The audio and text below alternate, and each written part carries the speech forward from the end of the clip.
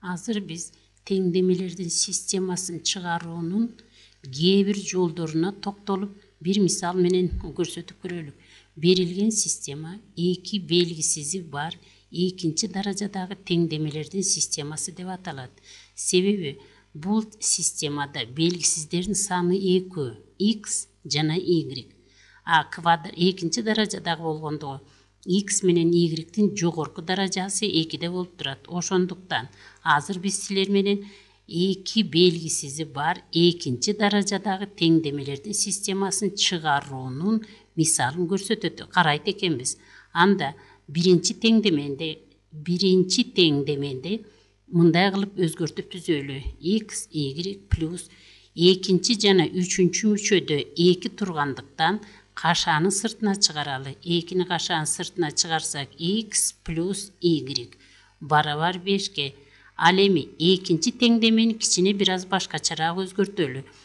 X квадрат плюс y квадрат плюс 2x y-ти өзүбүз кошолу. Берилген теңдемеде 2x y жок. Биз өзүбүз кошуп койгондуктан тең күчтүүлүк бузулбасын үчүн кайра 2x y-ти кемитип коебуз. Плюс ал эми системадагы 3x жана 3y-тен 3-тү кашаанын сыртына чыгарсак болот. Анда x плюс y барабар 8. Эми бул системаны дагы төмөнгүдөй кылып өзгөртүп түзөлү. Биринчи теңдеменин өзүн жазалык. x y плюс 2x плюс y барабар 5-ке. Ал эми экинчи теңдемени мындай кылып өзгөртөлү. X квадрат плюс y квадрат плюс 2xy 2 мүчөнүн квадраттарынын суммасын бергенде кылып плюс 3 мүчөнү бир кашаага топтосок, анда минус 2xy калат плюс 3 кашаанын ичинде x плюс y барабар 8-ге. Тең күчтүү. Анда биринчи теңдеменин кайра өзүн жазалы. x y плюс 2x плюс y барабар 5-ке. Экинчи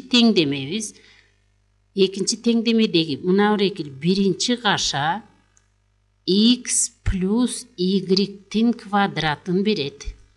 Анда минус 2xy плюс 3x плюс y барабар 8-ге. Системадагы эки теңдемени карасак, эки теңдемеде тең x, y бар болуп калды. Муну биз q менен белгилейлик. Эки теңдемеде тең x плюс y бар болгондуктан аны p менен белгилесек, анда система төмөндөгүдөй болуп жазылып калат.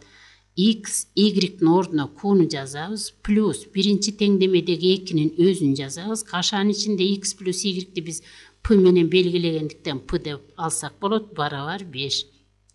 Экинчи теңдемедеги x плюс y-тин ордуна p-ны койсок, анда p-нын квадраты минус 2q, себеби x плюс xy деп турат, плюс 3x плюс y-ти p менен белгилегендиктен p дейбиз, барабар 8. Ошентип система мынандай системага өзгөртүп түзүлдү. Системанын экинчи теңдемеси квадрат, p-га карата квадраттык теңдеме болуп калды. Бирок бул жерде q тургандыктан биринчи теңдемеден q-ну таап алсак болот. Q барабар 5, анда 2p-ны, биринчи теңдемедеги 2p-ны барабардыктын оң жагына алып өтсөк минус 2p болот. Муну биз q-ну таптык деп айтсак да болот, же болбосо көпчүлүк китептерде жазылгандай q-ну p аркылуу туюндурдук деп да айтсак болот. Жеңилирээк болсун үчүн жөн гана q-ну таптык десек болот. Анда экинчи теңдемеде p квадрат минус 2q дейт. Анда q-нун ордуна 5 минус 2p-ны койсок, плюс 3p барабар 8. Ошентип системанын экинчи теңдемеси квадраттык теңдеме болуп калгандыктан аны өзүнчө жазып алып чыгарсак деле болот. Биринчи теңдемени жазып койсок да болот, же болбосо экинчисин жөн эле өзүн жазып алып квадраттык теңдеме катары чыгарсак болот. Кашаны ачсак, кашанын сыртындагы 2-ни кашанын ичине көбөйтсөк, 2 жерде 5 10, минус 2-ни минус 2p-га көбөйтсөк, плюс 4p болот. Кашанын сыртында плюс 3p турат, анын өзүн көчүрөбүз. 8-ди сол жака алып өтсөк, минус белгиси менен өтөт дагы, барабар 0. Анда бул квадраттык теңдемебиз. p квадрат плюс 4p min 4p-га 3p-ны кошсок, мына жерибиз 4 эмес 7 болуп калат экен. Анда мынакей себеби 4p жана 3p болуп турат. 10 менен 8-дин белгиси бирдей болгондуктан кошулат, белги сакталат, минус 18 барабар 0. Бул квадраттык теңдеме. Бул квадраттык теңдемени биз билгенде Виеттин теоремасы боюнча тамырларын таап алсак болот, же болбосо биз жакшы үйрөнгөн дискриминант аркылуу тапсак да болот. Анда эгерде Виеттин теоремасын пайдаланбай дискриминантты табуу жолун колдонолу десек, d барабар экинчи коэффициенттин квадраты, 7-нин квадраты 49 плюс 4 көбөйтүлгөн бош мүчө. Бош мүчөбүз биздики 18 барабар. Анда 49 кошулган 4-тү 18-ге көбөйтөбүз. 4-тү 18-ге көбөйтсөк 72 болот. Барабар 49-га 72-ни кошсок 121 дискриминант табылды. Анда мына береки квадраттык теңдеменин тамырларын таба берелик. Анда p барабар экинчи коэффициентти карама каршы белгиси менен алабыз. Экинчи коэффициентибиз 7 плюс минус дискриминантыбыз 121 болду, бөлүнгөн 2 барабар минус 7 плюс минус 121ден 11 чыгат. Себеби 11-дин квадраты 121. Ошентип p барабар, p биринчисин тапсак, минус 7 минус 11 бөлүнгөн 12 барабар минус белгилери бирдей болгондуктан кошулат, белги сакталат, 12 барабар минус. Муну биз 6-га кыскартып жиберсек 3 бөлүнгөн 2 болуп калат. p экинчибиз болсо барабар минус 7 плюс 11 бөлүнгөн 2 барабар. Белгилери карама каршы болгондуктан 11ден 7-ни алабыз. 4 бөлүнгөн 2 барабар 2.